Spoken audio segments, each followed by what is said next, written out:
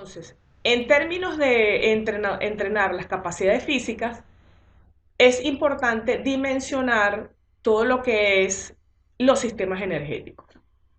Ayer en las presentaciones noté que habían unos que tenían cierto dominio de las capacidades y otros que lo hablaban de manera muy genérica. Pero vamos a ver. Yo voy a centrarme en el tema de los tres sistemas energéticos en esta introducción para que cuando vayamos a trabajar posteriormente podamos comprender un poquito la presentación. Bien, son tres sistemas energéticos que ustedes conocen, ATP-PC, el glucolítico y el oxidativo. Los deportes están clasificados en determinados, están correspondidos pues a ciertas capacidades. Y hay otras capacidades que no son influyentes directas, pero que sí inciden en la preparación. Por ejemplo, yo voy a hablar de básquet, que es el mejor deporte del mundo, ustedes lo saben. El baloncesto tiene como determinante la capacidad anaeróbica aláctica. ¿Por qué es determinante? Todos los que son saltos rápidos, lanzamientos rápidos, carreras rápidas, posiciones determinadas que también que son muy rápidas de ejecución, entonces eso hace que sean estímulos o esfuerzos cortos. Y en el ATPPC, todos los movimientos o las ejecuciones se basan desde 0.1 hasta aproximadamente 10 segundos de ejecución. Todos los deportes asociados, así como el recreativo del béisbol, el deporte recreativo de béisbol tiene el lanzamiento, dura milésimas de segundo. La carrera de home a primera base, pocos segundos. La carrera para recibir la pelota cuando va en el aire, pocos segundos. Los lanzamientos, inclusive del outfield al home, son pocos segundos. Y eso determina que son deportes que tienen características anaeróbicas alácticas.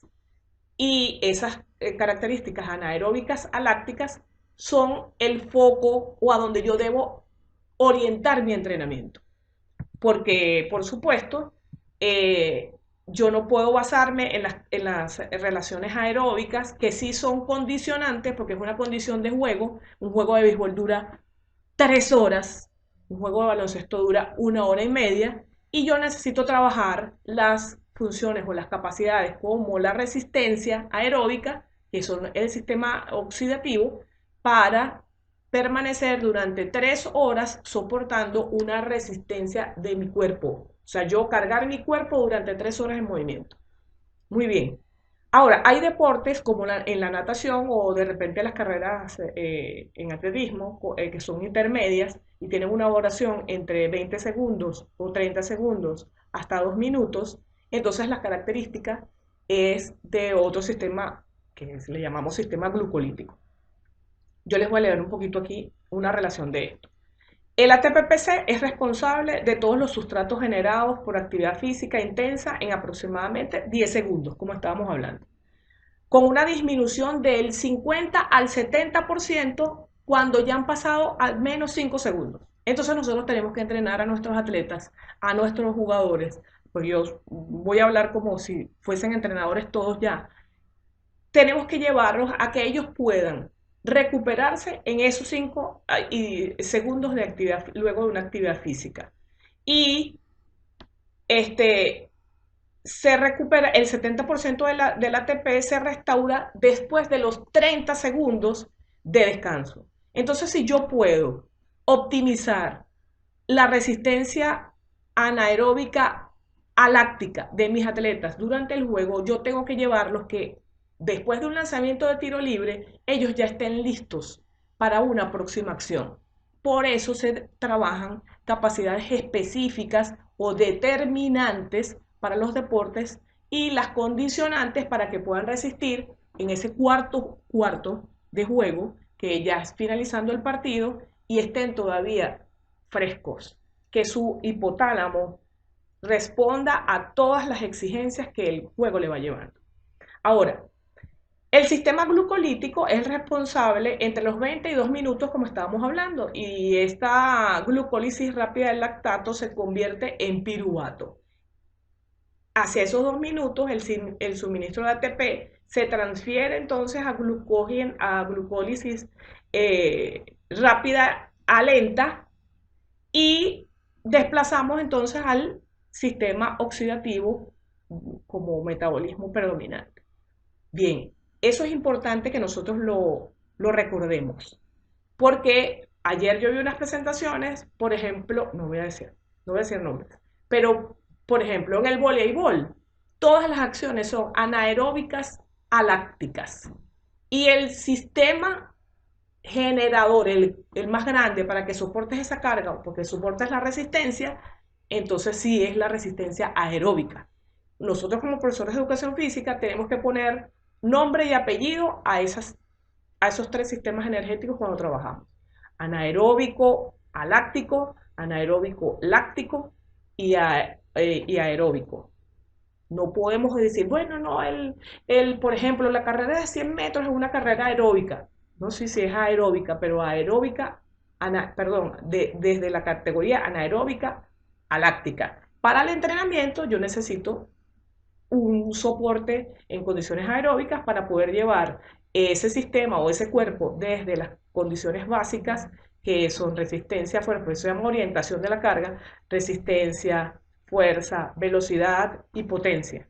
Entonces es necesario que nosotros orientemos la carga y comencemos por el sistema aeróbico. Pero al final siempre vamos a enfocar nuestro entrenamiento hacia resistencia anaeróbica aláctica en el caso de los 100 metros planos. A ver, Simón, ya terminé esta introducción. Vamos con la segunda diapositiva. Bien, ustedes ven allí, yo empiezo hablándoles de adaptación. Para llevar a cabo esta adecuación de orientación de la carga, que hablábamos de resistencia, flexibilidad, resistencia, fuerza, velocidad y potencia, en esa forma vamos a ir desarrollando nuestro trabajo físico o de entrenamiento. Es necesario la adecuación óptima de las cargas de entrenamiento. Esta adecuación se lleva a cabo por la adaptación al esfuerzo. Esa curva que en un sistema cartesiano comienza desde el punto cero y va incrementándose, baja, y son curvas sucesivas, ondulatorias sucesivas, donde tú estimulas, bajas, bueno, eso lo vamos a ver ahorita. Pero esa adecuación óptima a las cargas de entrenamiento llevan un desarrollo multilateral que es muy importante en las primeras etapas de formación en el deporte, ya que eso sienta las bases para un trabajo más específico cuando ya vamos avanzando dentro del entrenamiento deportivo. Bueno, a ver, hay unas preguntas que aparecen allí, que dice quién, cuándo, cómo, qué, dónde y por qué. Resulta que en esta diapositiva nosotros vamos a fijarnos quién entrena. ¿Quién entrena? Yo voy a responder esa pregunta ahora mismo. ¿Quién entrena? Entrena a una persona a quien se le aplican progresiones de carga y esas cargas deben planificarse hasta cierto nivel de tolerancia. ¿Quién tolera un entrenamiento? Uno, al que nosotros consideramos que tiene una edad biológica suficiente y en el estado en que corresponde para aplicársela, que tiene una edad cronológica que va de acuerdo a la exigencia del deporte o de lo que yo estoy aplicando también, como para la tolerancia, pues. El tiempo de entrenamiento que lleva la persona, la historia de entrenamiento que lleva la persona, es importantísimo. Yo se los voy a decir aquí, voy a hablar como entrenador deportivo o entrenador de preparación física. Un entrenador de un gimnasio, lo primero que debe hacer es preguntarle a la persona si antes había entrenado. Porque esa historia indica cuánta carga y cómo yo debo aplicarle esas mismas cargas a las personas con quien estoy trabajando. Entonces la historia es importantísima. Y también en el deporte, cuánto tiempo tiene entrenando, o si nunca lo ha hecho, o si viene de un club. Yo siempre pregunto, ¿dónde has jugado tú? Todos los jugadores y en los que estén por ahí, ¿dónde has jugado tú? Porque dependiendo de dónde venga, dependiendo de la categoría que haya jugado, dependiendo de las ligas donde haya participado, es la aplicación de cargas que yo voy a hacer para el entrenamiento. Otro que se pregunta es el estado de salud. si ha tenido lesiones, si usted está trabajando con personas de tercera edad, si es hipertenso, si tiene osteoporosis, cómo se siente en su vida. Si es, o es un niño, igual preguntar a los representantes y eso, para eso se le pide la constancia médica de niño sano, creo que le llaman, donde la madre debe responder al estado de salud del niño, si ha tenido antecedentes de alguna enfermedad grave o si así, hay gente que han tenido, que han sufrido, digamos, operaciones invasivas en el cuerpo y que la respuesta, por supuesto, no es la misma de una persona que no ha sufrido mucho, pero hay personas que no han hecho nunca ejercicio en su vida y entonces está en el estado de sedentarismo que ya ustedes saben que hay que comenzar desde cero. También hay que dar respuesta con esa pregunta quién al estrés en que está sometida la persona y a la tasa de recuperación que también puede llevar. Ahora, voy con otra pregunta. ¿Cuándo entrenar? La frecuencia de entrenamiento que siempre se reflejan por microciclos y eso responde al número de veces que se aplican cargas o estímulos durante un microciclo es una semana, 7 días. La Organización Mundial de la Salud establece que se deben hacer al menos ejercicios unas 3 veces por semana y que cubra unos 150 minutos semanalmente. Déjame permitirle a Niurka que entre. Sí, les decía, 150 minutos por semana.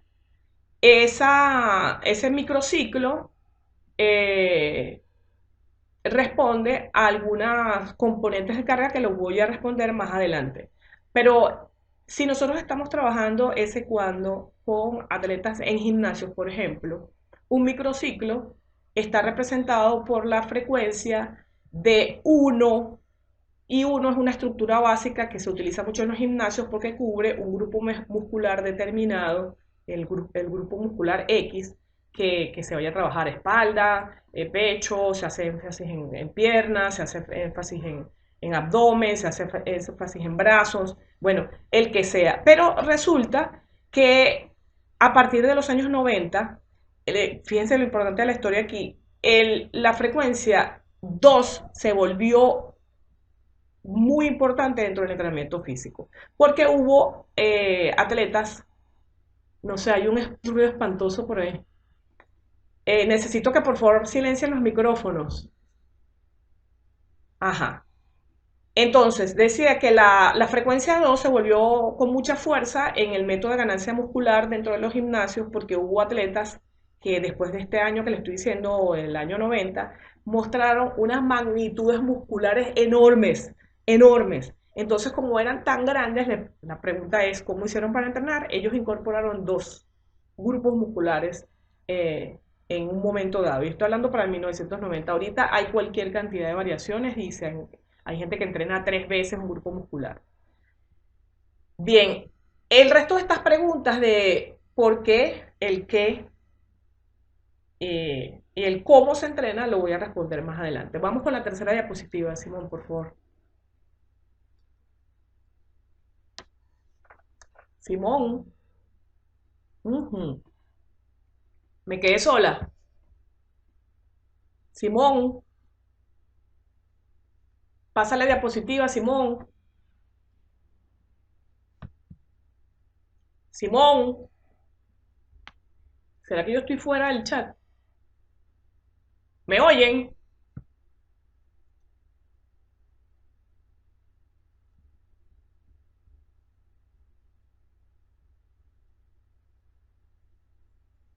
Y entonces Simón como que se fue.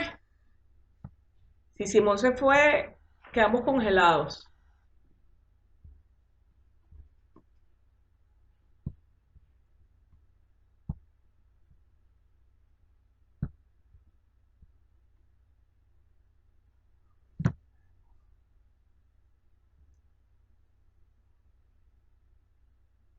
Ok, bien. Simón, Simón, ¿podrías por favor pasar la diapositiva? Simón, ¿podrías por favor pasar la diapositiva? Ok, gracias. Bien, entonces en esta diapositiva les voy a presentar cómo un esquema pues, de donde para comprender el síndrome general de supercompensación. Eh, Pueden ver, vamos a ver con el cursor por acá, que la aplicación de cargas en un nivel de rendimiento físico hacia arriba, en este eje de coordenadas, es una capacidad de esfuerzo mayor, y el contrario, hacia abajo, es una disminución de la carga que se está aplicando. Vamos a darnos cuenta en esta línea roja ondulante cómo es el nivel aquí está la persona, aquí está la capacidad de trabajo de la persona. Aquí nosotros vamos a enfocarnos en cómo deben ser la estimulación. Primero, se aplica, como les estaba diciendo, una aplicación de carga o estímulo de acuerdo al diagnóstico que se le haga al sujeto, y esa alteración o estrés va a producir un cambio interno en el organismo que produce que el rendimiento por el efecto de la carga disminuya, pero luego de la recuperación se tiende a un aumento en el rendimiento, lo que produce la supercompensación de esto descubrió o lo escribió Hans Seyle en el año 1900, eh, en el año 1950, y es lo que conocemos como el síndrome general de adaptación o estrés. Simón, ¿podrías pasar, por favor? Y esa ondulación se ve con el tiempo porque son ondas sucesivas iguales, se presenta de manera igual para todos en todo el entrenamiento. Bien, entonces, en esta diapositiva, que espero se ve clarita, eh, vamos a empezar por esta zona izquierda. Y este es un programa lógico para la organización del entrenamiento deportivo que yo les quise preparar o presentar por acá.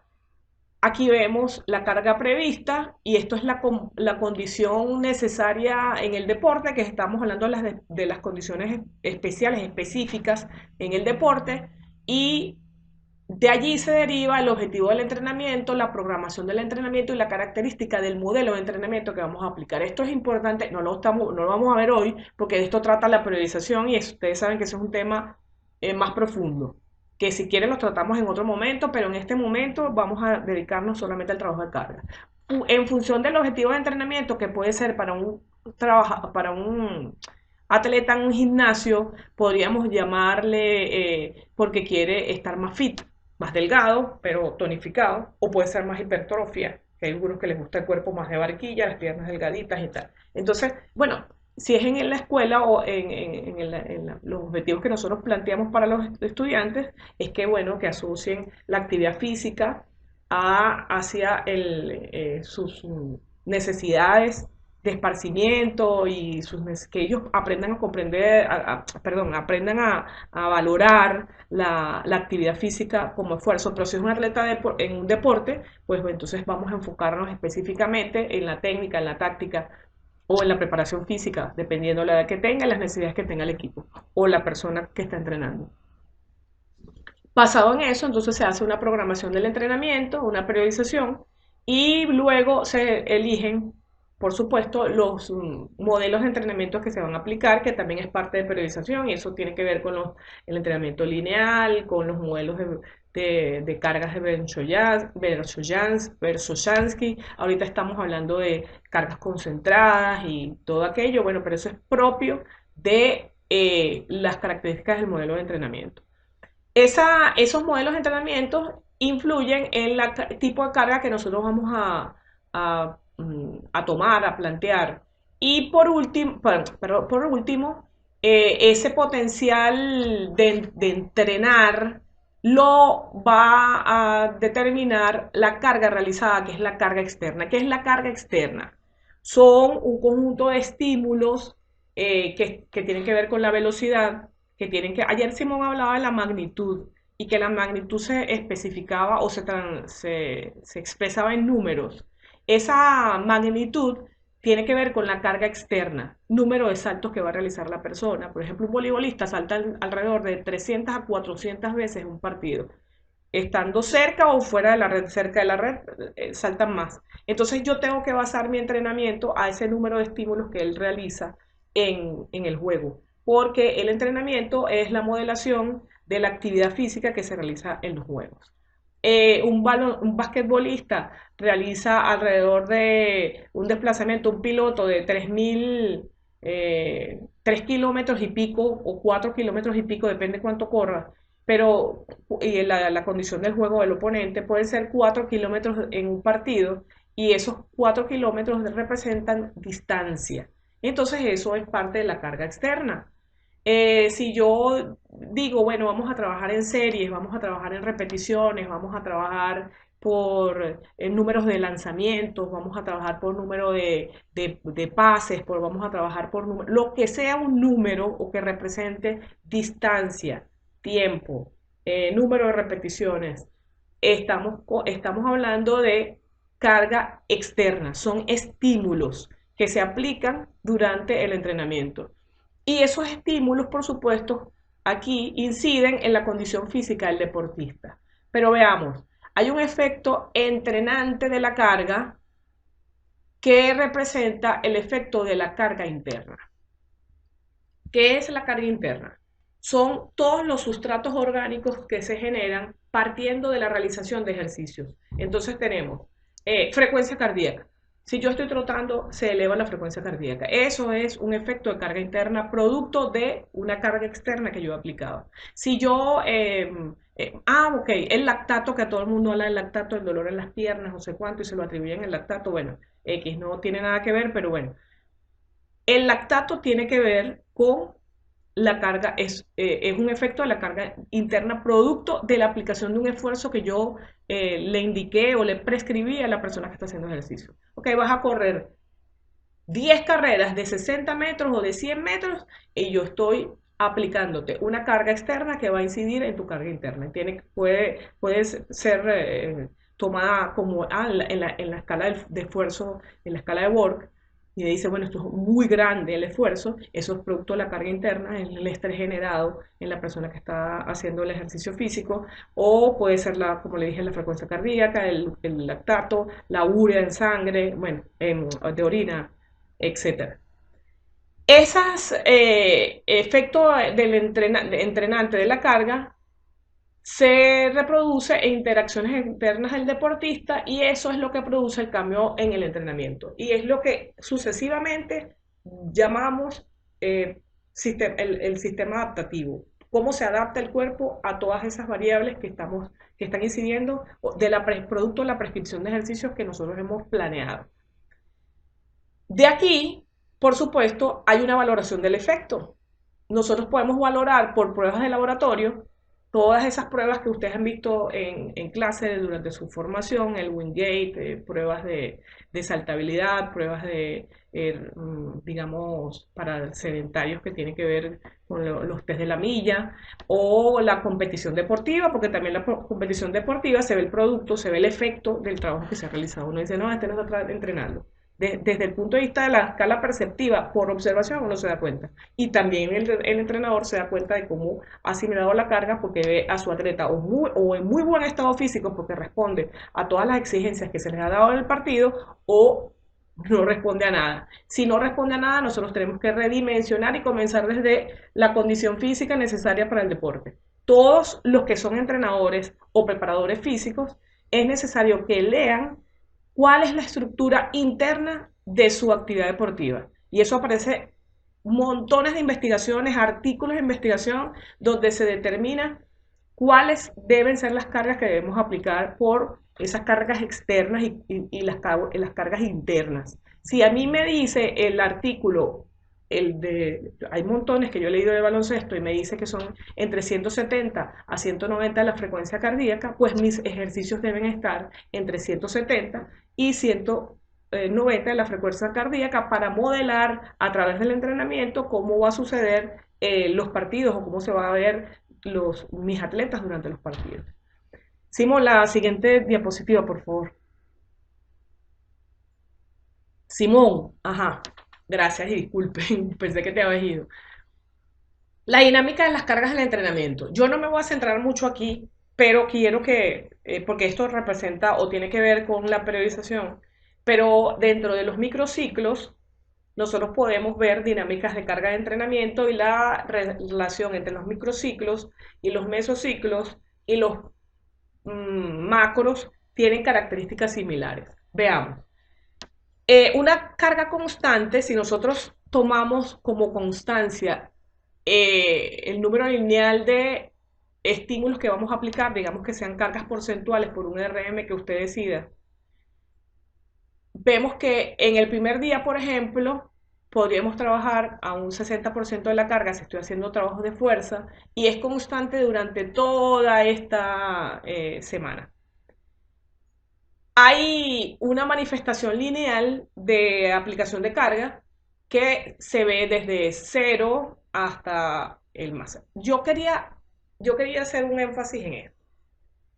Aquí el volumen en esta manifestación lineal es inversamente proporcional en la carga de entrenamiento, igual que en esta eh, actividad constante de carga que se aplica durante el entrenamiento. Fíjense, si el volumen es alto, y estoy hablando de, imagínense que usted tenga que hacer, al mismo ejemplo de las series de 100 metros planos. Usted tiene que hacer 10 series de 100 metros planos. Eso es un volumen alto. Perdón, una intensidad alta de esfuerzo. Vamos a hablar que estos 100 metros planos lanzados, estamos hablando que la manifestación puede ser entre 190 y 200 o hasta 210 dependiendo de la condición de la persona. Entonces el volumen de trabajo tiene que ser bajo. Yo no le puedo aplicar 30 ejercicios o 30 series de trabajo. Si una persona va a trabajar, por ejemplo, con abdominales y yo le indico 500 abdominales, no pueden hacerlo en forma de potencia. Pum, pum, explosivos, explosivos, no, no, tiene que ser suave. Y descansos entre series, ¿sabes? Vamos a hacer descansas 30 segundos, descansas un minuto y volvemos a la otra serie. Porque tenemos que trabajar como es muy intenso, perdón, muy suave. Si son 500 abdominales, entonces la intensidad es baja, bueno, pues el volumen es alto. Entonces, en esta linealidad se ve ese tipo de trabajo. Al principio, el volumen es muy alto y la intensidad es muy baja, pero al final la curva, la onda se invierte. Es más alta la intensidad y más bajo el volumen porque la capacidad física ha mejorado.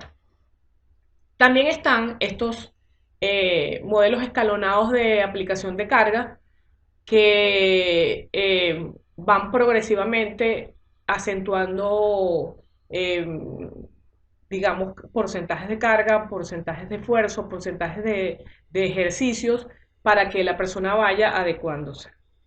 Y en este que es ondulatorio, son picos altos y bajos que el entrenamiento HIIT el entrenamiento HIIT del fitness se maneja con cargas ondulatorias. El fit tiene que ver, el CrossFit, hay entrenamiento funcional, entrenamiento, este que hace, se me olvidó, Dragon Fight, que hace Marvelit, también es ondulatorio de carga, porque lo que busca son estímulos muy intensos intercalados con estímulos bajos. Pueden ser dos seguidos, uno alto, uno bajo, y esa ondulación hace que el cuerpo responda más y mejor a todos esos programas de entrenamiento que se están realizando. Entonces tenemos para atletas que inician, yo recomiendo el entrenamiento lineal y para atletas o el trabajo fitness ondulatorio y para trabajo de gente que trabaja con pesas y no sé cuánto, el escalonado. Les resulta bien. Bueno, eso es mi punto de vista. A ver, Simón, ¿podrías pasar una más? Simón, ok. Los componentes de la carga. Tenemos Hay un montón de autores que han trabajado con componentes de la carga, pero autores, metodólogos de ranking tienen Bompa, que les dije ayer que estaba casadísimo ahorita con Bompa, Platonov, Weineck, y este ahora sistema FIT, que no es el HIT, ni es el FIT de gimnasio, de estar ready, sino que es un descriptor de actividad física, disculpen, un descriptor de actividad física que determina una dosis determinada por frecuencia, intensidad, tiempo y tipo de entrenamiento. El Weineck habla de intensidad del estímulo, habla de densidad de los estímulos, duración de los estímulos, volumen de los estímulos o frecuencia de las sesiones de entrenamiento. Cuando hablamos de intensidad, es la aplicación intensa o fatigante o forzada de ejercicios para que el cuerpo responda ante una carga. Y cuando hablamos de densidad de estímulos, estamos hablando de la relación que existe entre el trabajo y la recuperación.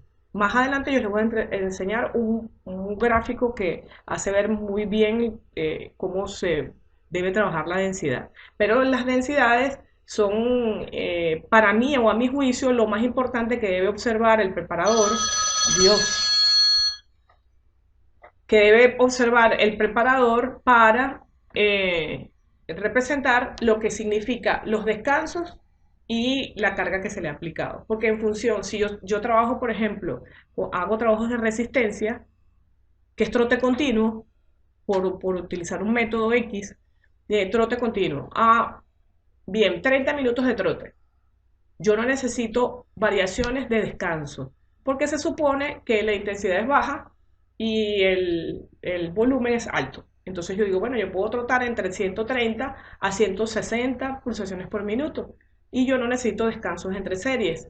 Pero si yo estoy trabajando, por ejemplo, con carreras de alta intensidad explosivas de 50 metros, o yo estoy trabajando en el gimnasio con cargas altas, eh, con cargas muy altas, entonces necesito o requiero de esfuerzos, perdón, de descansos más prolongados, porque tengo que dar descansos prolongados para la recuperación. La duración del estímulo está asociada entonces cuánto es el tiempo que voy a aplicar para cada ejercicio. El volumen de los estímulos es cuántas veces lo va a realizar, por ejemplo, la distancia que se va a recorrer o el número de repeticiones que va a hacer. Y la frecuencia de las sesiones de entrenamiento que la Organización Mundial de la Salud, como le decía, recomienda mínimo 3 hasta 5 o 6. Dios mío. Disculpen, voy a apagar esto. Platonov hace una relación semejante sobre la aplicación de los componentes carga y habla de naturaleza de los ejercicios, si son técnicos, tácticos.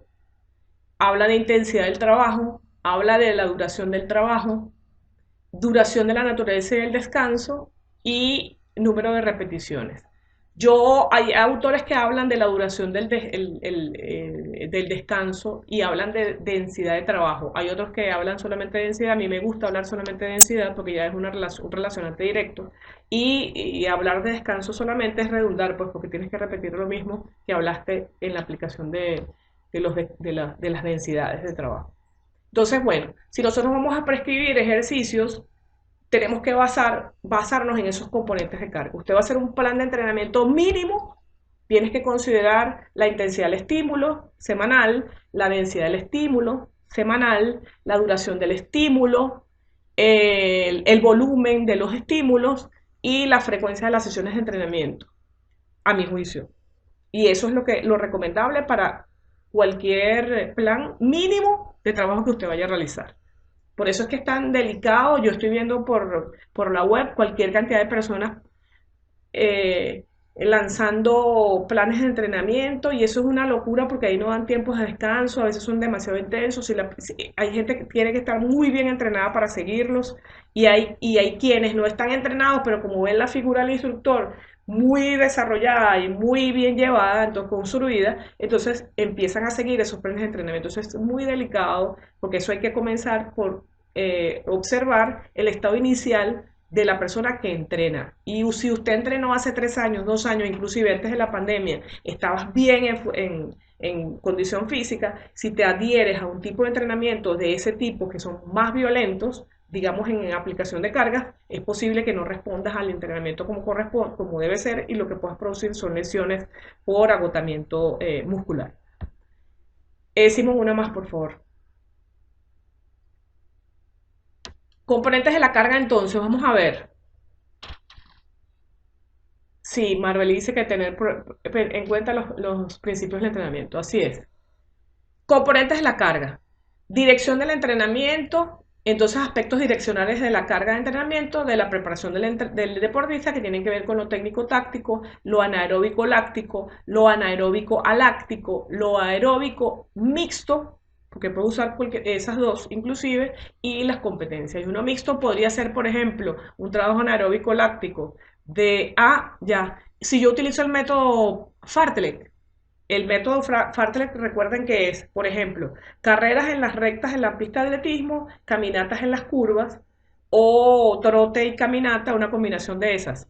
Bueno, eso es un sistema, un método mixto o una carga, un componente mixto de carga, porque utilizo el sistema aeróbico en regeneración, que no estoy deteniéndome nunca, y el sistema anaeróbico láctico en la ejecución de las carreras o los trotes que puedan realizar en 100 metros planos. Eso es un método que se llama Fartlek. Y eso, bueno, eso lo veremos cuando veamos teoría y práctica del deporte. Y las competencias también son un componente de carga. Ahora, en el aspecto de volumen, la cantidad total de actividad realizada está representada en trabajo físico. Todo ese trabajo físico que habíamos dicho que son estímulos. En la intensidad, que es el nivel de esfuerzo necesario para el ejercicio físico, está la repercusión en el organismo del volumen de trabajo. Entonces, si el volumen es alto, la intensidad es baja. Y si la intensidad es alta, el volumen es bajo. O puede ser que la curva se encuentre en algún momento, lo que estábamos hablando, viendo allí en la escala, en la aplicación lineal del esfuerzo u ondulatorio. Si es posible que haya una semana, un microciclo o 3 semanas, que son un mesociclo hasta 6 semanas, que yo pueda trabajar con cargas semejantes, que es tolerable. Lo que es intolerable es trabajar 45 minutos de trote a una frecuencia cardíaca de 180. Eso no lo resiste nadie. Si usted prescribe eso, puede matar gente. Y si usted prescribe en pesas o trabajo de fuerza, un plan donde aplicas cargas de 90% de carga y das tiempo insuficiente de recuperación, también estás llevando el suicidio a la persona. Porque tienes que dejar que la glucosa sanguínea se regenere y también los sustratos del lactato se regeneren para poder seguir con la actividad. Eso puede generar hasta infartos. Mosca con eso. Y hay que chequear cuando usted esté trabajando con las personas, usted le ve el jadeo. Eso implica que yo tengo que disminuir la carga de trabajo con que la persona está trabajando, porque la idea no es reventarlo. Durante 1 hora de trabajo, 2 horas de trabajo, altísimas intensidades, eso, con insuficiente trabajo, con insuficiente descanso, no es recomendable. Y bueno, la densidad, que es la relación de duración del esfuerzo y la longitud o duración de la pausa de recuperación o descanso, que está representada en intrasesión, entre ejercicio y ejercicio, en las micropausas, que son entre series y series, en las macropausas, que es entre un bloque de entrenamiento y el otro bloque de entrenamiento, y las intersesiones, que son inclusive de días. Por ejemplo, en trabajos de alta intensidad como entrenamientos de velocidad o de potencia, hay que dar al menos 32 horas de pausa para que el cuerpo pueda asimilar una nueva carga y se produzca el reposo y la supercompensación. Porque si no se produce ese reposo, el cuerpo no se adapta jamás a ese tipo de cargas que está siendo sometido. Es importante entonces cumplir con las pausas de entrenamiento. Por eso es que le digo que es importantísimo la densidad del esfuerzo y comprender como preparadores físicos, como profesores de educación física, como entrenadores personalizados o lo que fuera, cómo se produce el proceso de la densidad del esfuerzo, cuánto debo descansar y cómo tengo que aplicar. Simón, la siguiente, por favor.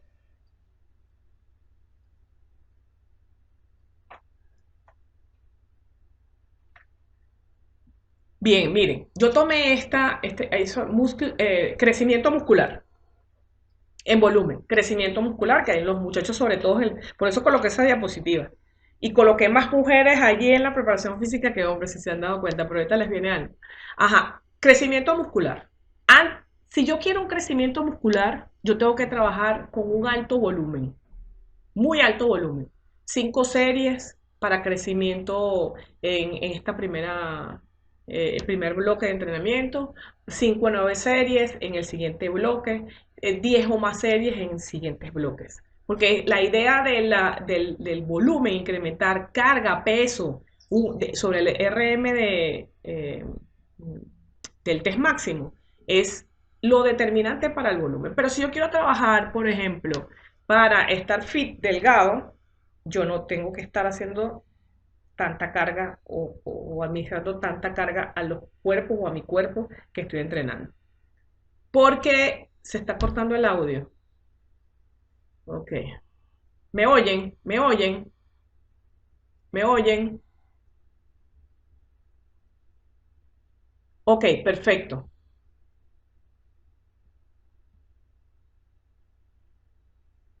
Ahorita respondemos todas esas preguntas. Marbeli, es posible que sea tu conexión también, si se está cortando. Entonces, muy poca carga y muchas repeticiones es un trabajo de resistencia. Y mucha, mucha carga con pocas repeticiones para un trabajo de más de potencia o más de volumen. También se juega con el número de series. Yo estoy trabajando ahorita, por ejemplo, con un niño que tiene 15 años y yo comencé con la barrita pequeña y hacíamos muchas repeticiones, 20. Ah, como no tenemos grandes pesas, porque esto es ahorita con pandemia, bueno, ¿qué hacemos? Cuando yo observo y le pregunto a él cómo sientes la carga, estás muy pesado, estás muy liviano, yo he ido incrementándole el número de disquitos, 5 libras, el muchachito va ahorita por 20 libras más las 8 de la barra, que es el peso que podemos llevar más. Entonces, como ya yo no tengo más peso que administrarle, porque no tengo los discos, como le digo, por el tema de la pandemia, ¿qué hacemos? Le incremento el número de series. Y digo, ahora vas a hacer entre 6 a 8 series, estamos evaluando esta semana porque ya fue el primer día, entre 6 a 8 series con una carga que estoy hablando que son alrededor de 18 o 20 kilos. Y también incremento el número de repeticiones. Esto es incrementando el volumen, a ver cómo él se comporta y le incremento en esa medida para que mejore su capacidad física. Porque él era muy delgadito, ahorita está mejor, se está viendo mucho mejor y el muchachito está muy animado. Entonces, seguimos. Uno más. Simón, Simón, no veo tu cursor. Ahí está. Miren, esta diapositiva se ve muy cargada, pero es necesario que nosotros la veamos así. Porque esto representa las características fisiológicas del entrenamiento en sistemas energéticos con 6 zonas de intensidad de Bompa y Chili, que es de su última edición del libro de Bompa y está bien interesante como él lo plantea. Las zonas de intensidad que están representadas a la izquierda en esta barra, que son estas 6 zonas que están acá, tienen que ver con una escala cuantitativa de valor de intensidad de esfuerzo. Si yo digo una zona de intensidad 1, en el caso de Bompa, porque hay otros autores que lo representan contrario, que 6 es lo máximo y 1 es lo mínimo, y Bompa plantea que el esfuerzo máximo está en 1 y el esfuerzo aeróbico, que es el mínimo, está de último. Bien, no puedo leerlo todo, pero vamos a ir tratando salteadito, pues, para que veamos algunas cosas. Bien, miren, en la zona 1, el sistema láctico que hablábamos en duración de repetición, que es volumen, esto es volumen, esto es volumen, esto es volumen y esto es volumen, pero es lo que nos representa la carga interna, porque aquí es que se altera la frecuencia cardíaca.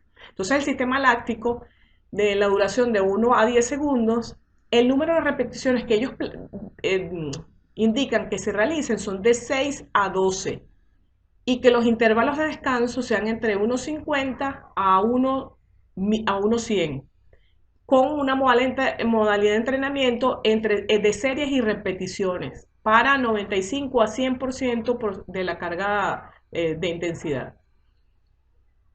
Para una zona 2 ya es sistema láctico, que es de esfuerzo corto, de 3 a 10 segundos. Oye, esto debería ser aláctico, aquí hay un error, un error aquí mío, yo transcribí eso. Y que era tanto que, bueno, de 3 a 10 segundos y de número de repeticiones de 10 a 20. Para un sistema láctico con capacidad de 20 a 60 segundos, tenemos aquí okay. Bien, tenemos aquí un número de repeticiones entre 2 y 10, igual se pueden trabajar con series y fíjate que en este sistema láctico de fuerza larga, que son de 10 a 20 segundos, él indica que no se ejecutan repeticiones, sino solamente series, porque es un trabajo bastante grande. Y en una zona de intensidad hacia consumo de oxígeno, que es de 1 a 6 minutos, el número de repeticiones son de 8 a 25. ¿Y esto qué hace? ¿Qué hace esta cantidad de elementos que dice duración de la repetición, número de repeticiones, intervalo de descanso? Bueno, yo elijo el método de entrenamiento y prescribo a través del método de entrenamiento con esos datos que están allá, que están ahí. Es muy de práctica, pero usted puede asociar eso con los médicos. Los médicos te indican, dependiendo del peso, la estatura y la edad, la cantidad te prescriben la cantidad de medicamentos que requieres para una enfermedad de gripe o lo que fuera. Pero nosotros, que somos preparadores físicos, también prescribimos y prescribimos en esfuerzo, cantidad de carga, cantidad de ejercicios. Y esa cantidad de carga y ejercicio está relacionada con o se aplica a través de los métodos de entrenamiento que incluyen estos datos, estos elementos que están aquí. Por eso les digo que es tan importante que el preparador físico o el profesor de educación física pueda manejar de memoria, aprendérselo, pero como si fuese no sé, algo súper importante en la carrera, este tipo de información sobre el entrenamiento, los sistemas energéticos y cómo se maneja la intensidad, etcétera, etcétera. Una siguiente, por favor.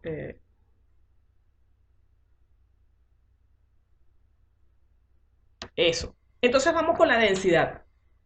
La densidad óptima se encuentra entre de 1 a 0,50 y de 1 a 1. Los estímulos de alta intensidad de la densidad es de 1,3 y 1,6 y por tanto el intervalo de reposo puede tener entre 3 y 6 veces duración al intervalo de trabajo. Por ejemplo, un trabajo de abdominales vamos a hacer, o no, vamos a hacer bíceps en la sala de fisiometría, bíceps, 30 segundos de bíceps y 30 segundos de descanso de bíceps. Eso es lo que llama la relación óptima de trabajo de resistencia. Pero si yo estoy trabajando con un esfuerzo muy grande, yo puedo tener entre 3 veces, perdón, y 6 veces el tiempo de recuperación por el trabajo que yo realicé. Si yo aplico una carga de esfuerzo de 200 metros planos que vas a correr y la duración de ese esfuerzo es, ¿cuánto se corren 200 metros planos? ¿Cuánto tiempo? Los corredores son alrededor de 40 segundos, digamos. Entonces 40 segundos multiplicados por 6 me da alrededor de 3-4 minutos de descanso. Entonces el intervalo de reposo puede tener, tú en 30, ay Francisco, Dios, te creo Francisco, 30 segundos, bueno, ok, 30 segundos, 30 segundos. Suponte que indicas que corres 200 metros en 30 segundos, el descanso es entre 3 y 6. Digamos que muy exigente o muy rígido es 3 veces esa cantidad, que es 1,5 minutos, y 3 minutos sería el tiempo de descanso cuando es más flexible. Entonces el intervalo de reposo y trabajo puede verse de esa forma. Ahora vamos a ver este ejemplo de press banca que está allí, este que está acá. La semana 1 Yo puedo trabajar 30 segundos de trabajo y 60 segundos de descanso. La semana 2, 35 segundos de trabajo y 70 segundos de descanso. La semana 3, 40. Fíjense que se va incrementando 5 a 5 segundos. Y se van incrementando en esa medida también el número de segundos, que es el doble. Como es el doble, entonces estamos hablando de una relación de trabajo de 1-2. 1-2. Y así sucesivamente. ¿Qué sucede en la metodología del entrenamiento? Y es una discusión que se está llevando, pero ustedes no se imaginan, de manera ardua, porque es tan variado, pero tan variado el universo de cargas de entrenamiento, que uno no se puede tipificar, tasar y decir son exactamente estos. Y por eso es que le hablo de 3 a 6, de aproximadamente 180 a 190, porque depende del atleta, depende de la aplicación de la carga, depende de la evolución. Hay gente que evoluciona muy rápidamente y otros que somos más lentos. Bueno, yo no, yo evoluciono muy rápido, ustedes saben. Y así vamos incrementando los estímulos o desestimando, pues. Un corredor, no, Andreina Nesta dice que corre, no, el récord mundial son 19:55 y un récord normal de 21-22 segundos. No puede ser. Entonces, Francisco, ¿qué hace? ¿Camina en la pista? No, no puede ser. No, Andreina, normal. Un corredor normal, ok. Normal, pero no cualquiera de la participante en la calle, sino que estamos hablando normalidad de un corredor de el estándar, digamos, pero que son de especialistas en carrera. Muy bien, ok, entrenado. Bien, vamos a la siguiente diapositiva, Simón.